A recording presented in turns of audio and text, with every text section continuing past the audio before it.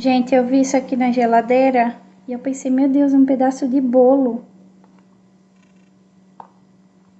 Gente, é repolho. Gente, real, eu tô muito prejudicado. Eu cheguei aqui, né? Aí eu olhei ali pro mar. Aí eu falei, meu Deus, como assim? Apareceu um vulcão ali, ó. Uma montanha, sei lá. Aí eu olhei direito.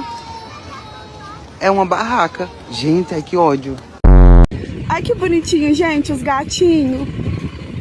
Ai, que gracinha os gatinhos. Né, não, é bota. E aqui é o box, ó. Que box linda. Ó. Box de vidro. E aqui, gente, ó. Vendo? Eu não vi a porta. Gente, agora vamos pra nossa casinha de vidro. Eu já baixei tudo.